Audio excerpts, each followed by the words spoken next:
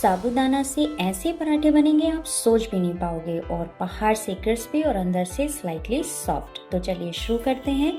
पराठे बनाने के लिए यहाँ पर मैंने लगभग 150 ग्राम मीडियम साइज साबूदाना लिया है।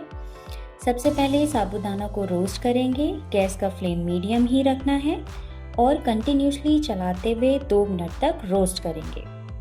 कलर बिल्कुल भी चेंज नहीं किया है। 2 मिनट हो गए हैं। गैस का फ्लेम ऑफ कर देंगे और एक प्लेट में निकालकर ठंडा होने के लिए रख देंगे। यहाँ पर मैंने 3 बॉइल्ड आलू लिए हैं। आलू को सबसे पहले ग्रेटर से एकदम बारीक बारीक ग्रेट करेंगे। आलू में बिल्कुल भी गांठ नहीं होनी चाहिए, इसके लिए इसको बारीक वाले ग्रेटर से ही ग्रेट करें। साबूदाना भी अच्छे से ठंडा हो चुका है। अब इसको जार में डालकर अच्छे से एकदम बारीक पीस लेंगे और एक बाउल में निकाल लें। अब रेडी करते हैं पराठों का डो। इसे बनाने के लिए एक बड़े बाउल में ऐड करेंगे साबूदाना से बना आटा, ग्रेट किए हुए आलू और साबूदाने की क्वांटिटी इक्वल होनी चाहिए। बारीक कटी हुई हरी मिर्च, हरा धनिया, आधा चम्मच से कम काली मिर्च पाउडर, साथ ही आधा चम्मच रोस्टेड जीरा पाउडर और स्वाद अनुसार व्रत वाला सेंधा नमक। सारे इंग्रेडिएंट को अच्छे से मिक्स करेंगे। अभी पानी का यूज़ बिल्कुल भी नहीं करना है क्योंकि आलू हल्का सा गीला होता है, इसलिए सारे इंग्रेडिएंट्स मिलने के बाद ही पानी डालें। अब इसमें थोड़ा थोड़ा पानी डालकर एक सॉफ्ट डो बना लें। पानी को एक साथ नहीं डालना है, थोड़ा थोड़ा ही यूज़ करना है क्योंकि एक साथ डालने से डो पतला हो सकता है। देखिए डो एकदम बढ़िया बन गया है, ना ज़्यादा पतला है और ना ही ज़्यादा टाइट। अब डो को ढककर 10 मिनट के लिए रख दें जिससे साबूदाना अच्छे से फूल जाए।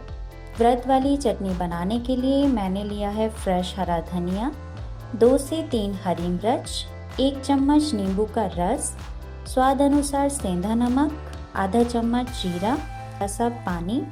इन सभी को एकदम बारीक पीस लेंगे। व्रत वाली चटनी रेडी है। अब इसे एक बाउल में निकाल लेंगे। 10 मिनट डो को रखे हुए हो गए हैं। डो अच्छे से सेट हो गया है। अब इसकी एक बड़ी सी लोई बना लें और हल्का सा ऑयल लगाकर अच्छे से धीरे धीरे बेल लें। बेलते टाइम ये साइडों से फटता ही है। इसको ना ज़्यादा मोटा किया है और ना ही ज़्यादा पतला।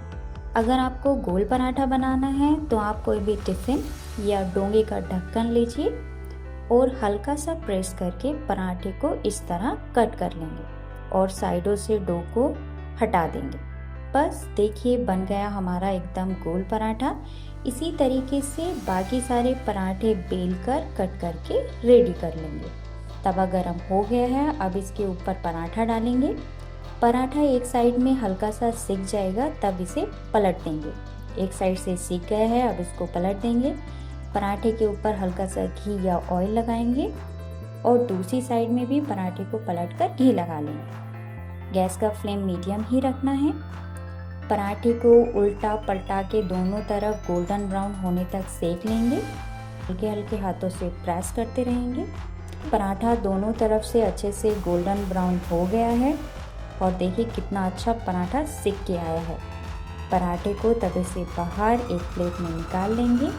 इसी तरीके से बाकी सारे पराठे उलटते पलटते हुए घी लगाकर सेक कर तैयार कर लेंगे। साबूदाना के पराठे सर्व करने के लिए तैयार हैं। इन्हें दही और व्रत वाली हरी चटनी के साथ मज़े से खाइए और फैमिली के साथ एंजॉय कीजिए।